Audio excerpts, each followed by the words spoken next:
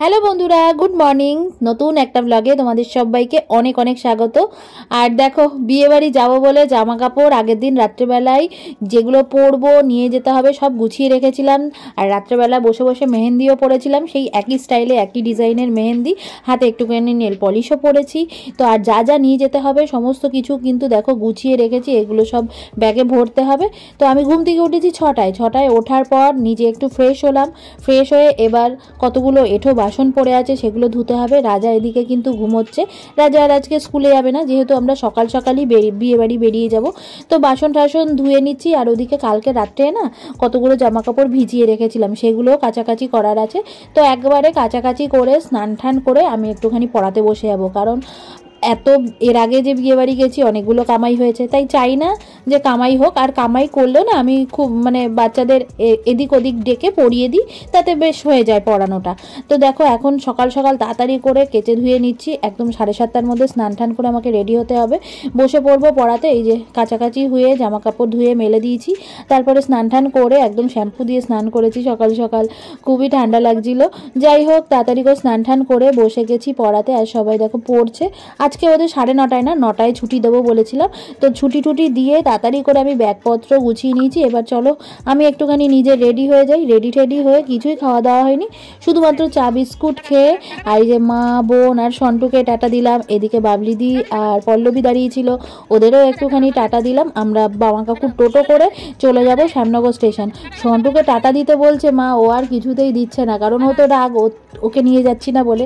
তাই জন্য ও রাগ করে পরে দেখলাম যে হ্যাঁ একটুখানি টাটা দিল। আর এই যে মামা কাকুর টোটোতে বসে পড়েছি, চলে এসেছি শ্যামনগর স্টেশন।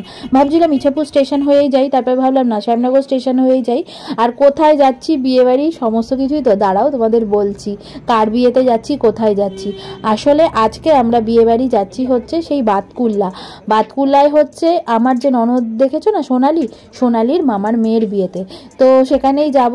আর ওর মামার মেয়ে তো ভীষণই মিষ্টি সুন্দর দেখতে, তোমরা দেখতেই পারবে কত একটা মিষ্টি মেয়ের বিয়েতে যাচ্ছি। তো ট্রেনে উঠেছি, আর কিছু খাওয়া দাওয়া করবো না সেটা তো হয় না। তো আমি এখানে মিষ্টি বাদাম নিয়েছি, আর রাজা নিয়েছে চাল ভাজা। তো চাল ভাজা আর মিষ্টি বাদাম খেতে খেতে কিন্তু আমরা যাচ্ছি ট্রেনে, কারণ সকালবেলা আমরা কিছুই খেয়ে বেরোইনি, তো খুব খিদেই পেয়ে গেছিলো।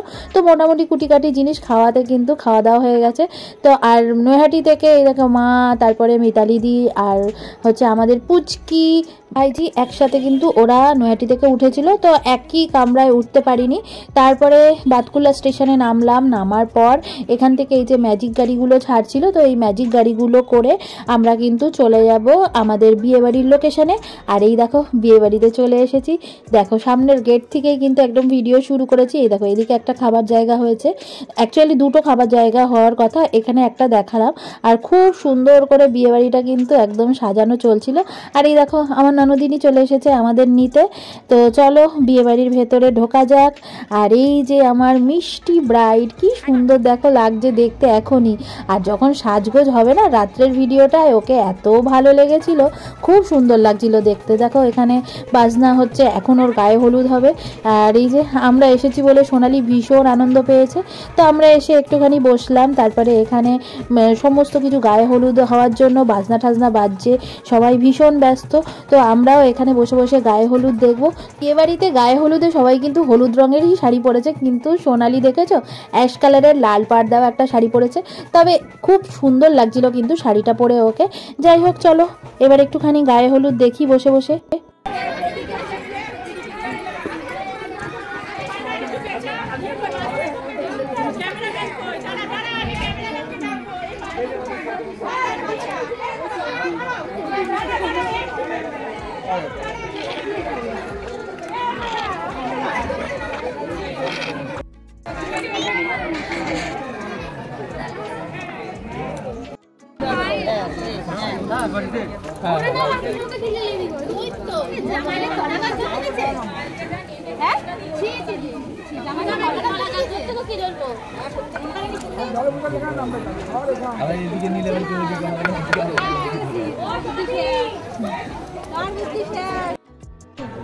দেখো যে কায়দা মেরে দিল।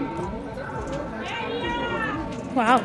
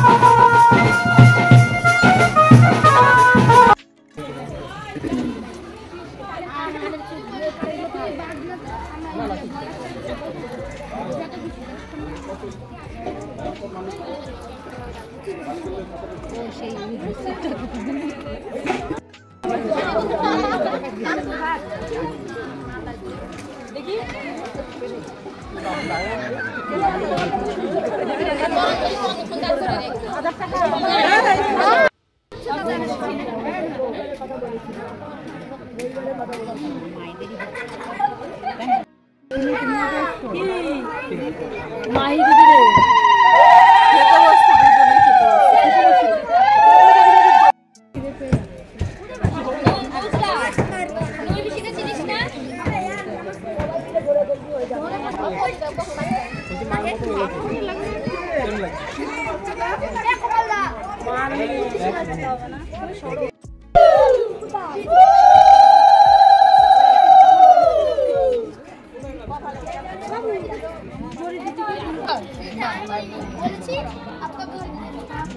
ঠিকই তো বলেছে।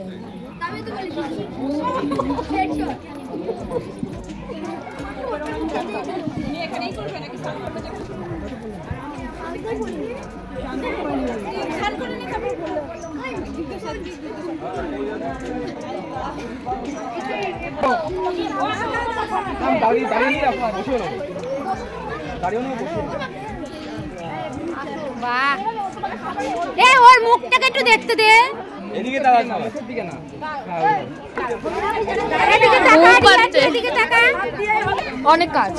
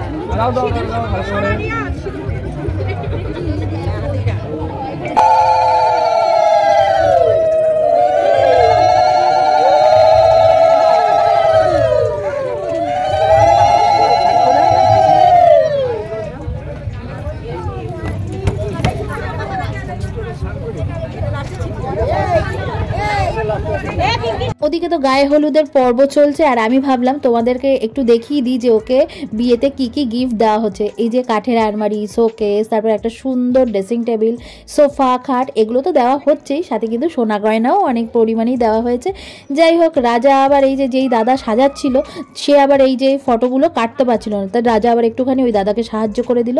আর প্যান্ডেলটা জাস্ট অসাধারণ লাগছিল, খুব সুন্দর লাগছিল। মেয়েদের এমনিতেই পিঙ্ক কালার একটু বেশি পছন্দের, আর প্যান্ডেলটা হয়েছে একদম পিঙ্ক। এত সুন্দর করে বিয়ের জায়গাটা সাজানো হয়েছিল না, রাত্রেবেলার ভিডিও যখন তোমাদের সাথে শেয়ার করব আলাদা একটা ভিডিওতে, তখন দেখবে মানে অসাধারণ হয়েছে, অসাধারণ। মানে কি বলবো তোমাদের, খুব ভালো লাগছিল প্যান্ডেলটা দেখে। আর এই যে রাজা এখানে কাজকর্ম করে বসেছিল, তারপরে আমরা চলে এসেছি দুপুরের খাবার খেতে। এসে দেখি কি প্রচণ্ড ভিড়, তো আমরা সেই ব্যাচে আর জায়গা পেলাম না, তাই দাঁড়িয়ে থাকলাম পরের ব্যাচের জন্য। আর এদিকে মামি আমাদের সাথে কথা বলতে এসেছে। দেখা করার টাইম আমি তোমাকে দেখছি তো, তুমি এত ব্যস্ত তো, তাই আর ডাকিনি। দেখা করা ভালো আছো? হ্যাঁ, আর ইয়েরা আসেনি, ওই যে আর কেউ আসেনি, আর কেউ আসেনি, আমরা মা আর আমরা চাপা। কারণ আসেনি ডিউটি বাবা।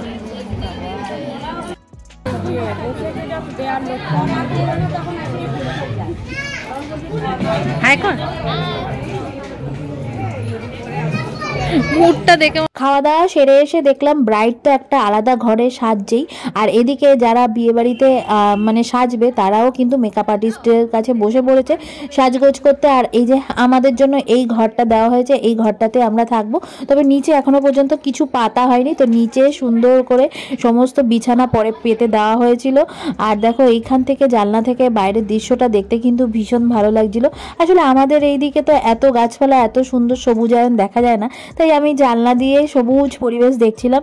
আর দেখো বিছানা পেতে দেওয়া হয়েছে, তো আমরা এখানে বসে বসে একটুখানি গল্প করছি, আর রাজা তো শুয়েই পড়েছে। চলো বন্ধুরা, তাহলে এই যে দিনের ব্লগটা এখানেই শেষ করি, আর চলে আসবো একটা রাত্রের ধামাকাদার ব্লগ নিয়ে। পাশে থাকো আর দেখতে থাকো পুরো ব্লগটা, আশা করি খুব খুব ভালো লাগবে। তারা